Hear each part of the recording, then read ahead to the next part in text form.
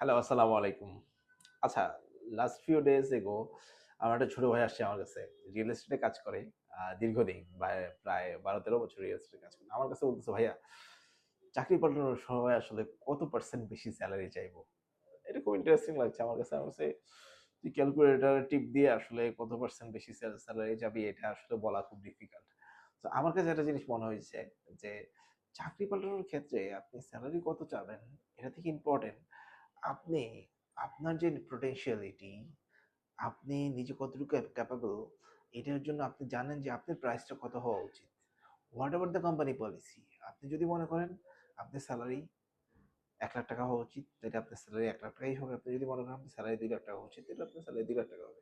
যদি আপনি মনে করেন না আপনার স্যালারি ৳৫,০০,০০০ হওয়া উচিত, ৳৫,০০,০০০ হবে। Very simple. বাট আপনাকে ওই জায়গাটা কনফিডেন্ট থাকতে হবে যে আপনার স্যালারি আসলে আপনি কত নিজেকে ফিক্স করছেন। এইটা একটা বিষয়।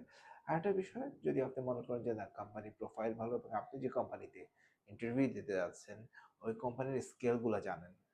এবং যদি কোনো কোম্পানি যদি ম্যানেজারের স্কেল থাকে হচ্ছে ৳১,০০,০০০ সেলারি, তাহলে আপনি যদি নিজের প্রতি কনফিডেন্স অনেক ভালো থাকে, আপনি হাইয়েস্ট এ বিট করেন।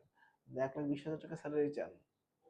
দেখেন না আপনি কতটুকু অফার করে এবং আপনার কনফিডেন্সটা আপনি নিজের ভিতরে পেয়ে যাবেন। যদি মনে করেন যে না আপনাকে ওরা স্কেলের বাইরে গিয়েও যদি আপনাকে পিক করে, তাহলে বুঝবেন আপনার ভিতরে ওই পোটেনশিয়ালটা আছে বিধায় আপনাকে ওই কোম্পানি পিক করছে। কখনো আপনার স্ট্যান্ডার্ডের নিচে গিয়ে জয়েন করবেন না।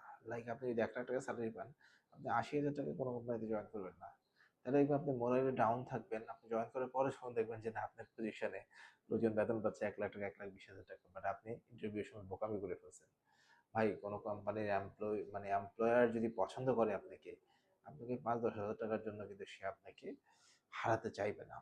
সো বেস্টটার জন্য আগে নিজের পোটেনশিয়ালটি জানেন। যদি আপনি নিজের পোটেনশিয়ালটি সম্বন্ধে আপনি যদি কনফিডেন্স থাকেন, তাহলে আপনি যে সেলারি চান ওই সেলারিতেই কোম্পানি আপনাকে পিক করবে। ভালো থাকবেন। আসসালামু আলাইকুম।